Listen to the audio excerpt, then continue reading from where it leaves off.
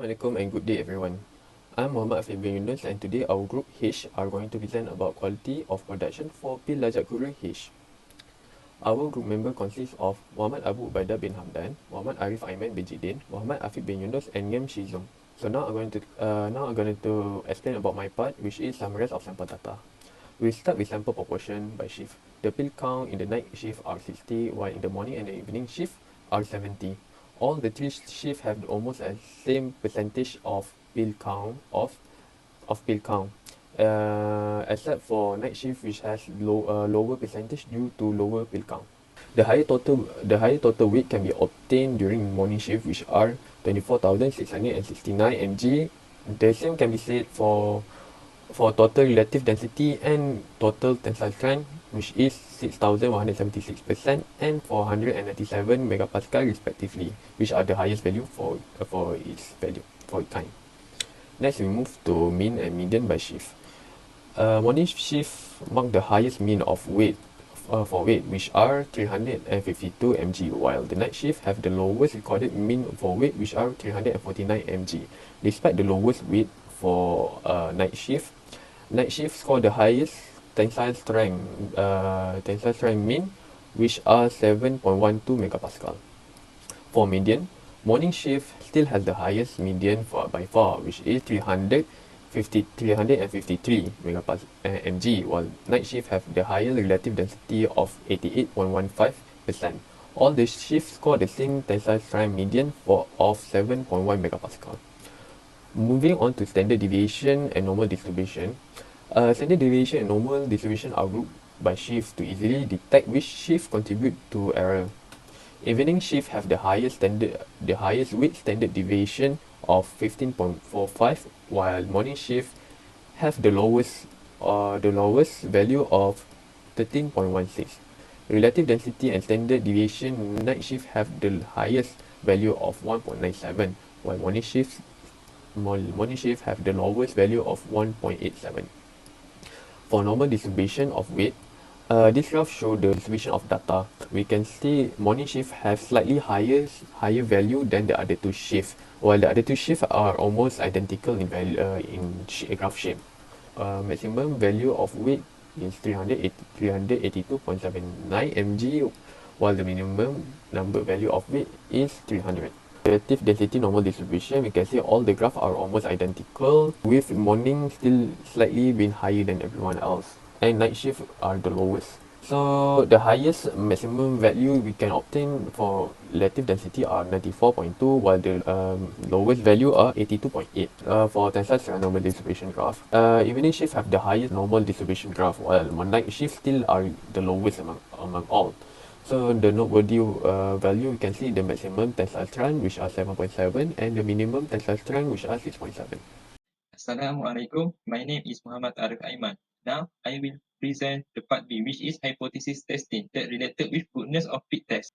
For part B, we need to divide into some category and need to count of frequency of each category, which is shown in this table.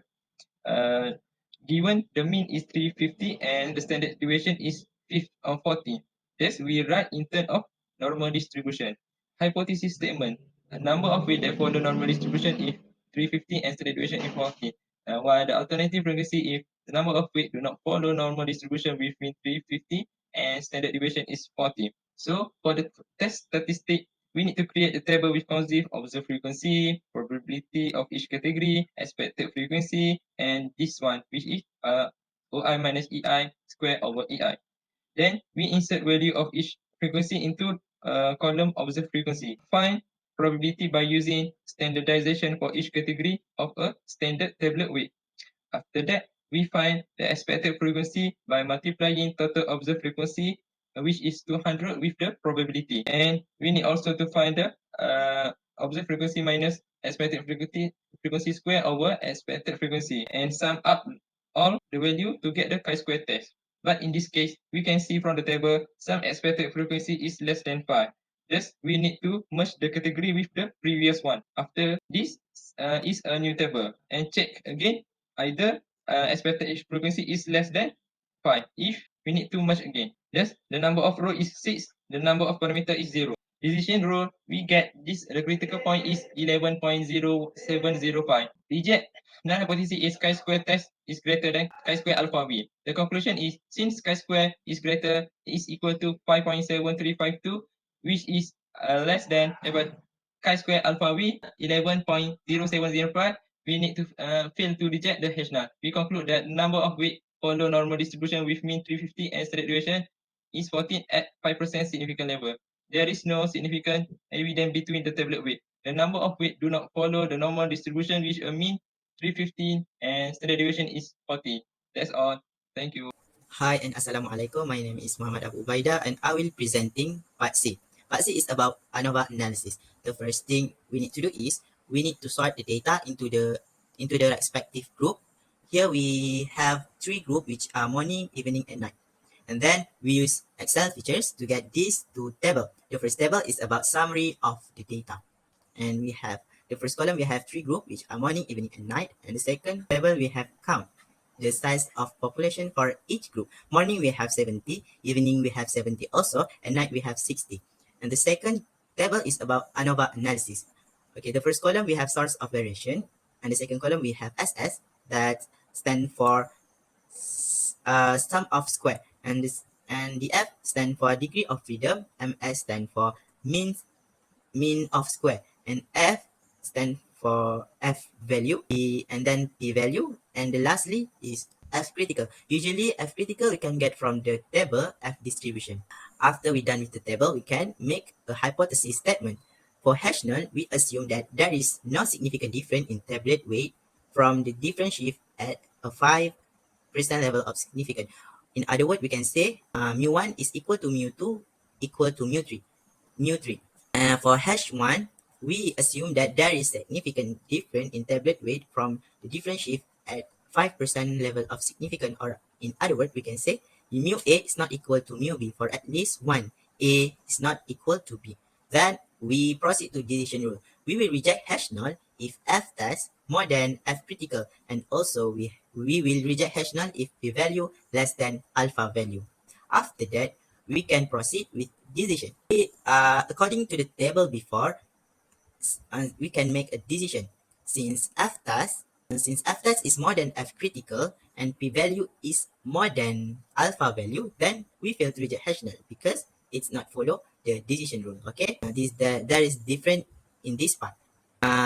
Lastly, we can make a conclusion. The conclusion is hence we can conclude that there is no significant difference in the tablet weight from the different shift at 5% level of significance. Right, that's all from me. Thank you. Hi, I'm Yam Shizong. Now let us look at the part D, the simple linear regression model. Simple linear regression model is carried out to relate response variable to the predictor variable. So the predictor variable is an x-axis, which is the relative density, and the response variable is at the y-axis, which is the tensile strength. So this is the tabulation of data. From the data, we can do the scatter plot of tensile strength against the relative velocity. So the fitted regression line that relate the tensile strength to the relative density is y equal to 0.0766712 x plus 0.3552301 at 7. So when the relative density equal to 68%, the predicted tensile strength equal to 5.57 megapascal. When it's equal to 74.3%, the predicted tensile strength equal to 6.05 megapascal. And when it's equal to 80.1%, the tensile strength equal to 6.5 megapascal. Let's look at the hypothesis statement. So the H beta equal to 0 and Hi equal to not equal to 0. So from this, we can see the P value equal to 2.98 times 10 to the power of negative 49. From here, we can make a decision since that the P value is smaller than 0.05, which is from 95% of confidence interval. Hence, the H now is rejected. So there is evidence on the existence of linearity in the regression model. So for the model diagnostic check, graph 4.2 is plotted, which is the relative density residual plot, and 4.3 the normal probability plot. For the graph 4.2, the residual points are homoscedastic and scatter randomly around the 0,9 with constant variation.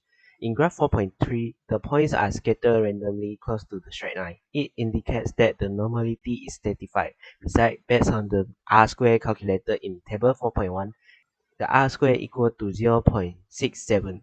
The higher the value of R-square, the better the fit of the SLR model. This can be said that 66.77% of the original uncertainty in the value of relative densities can be explained by the XLR model.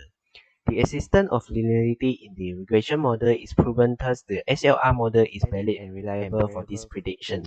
That's all from our group. Thank you and bye bye.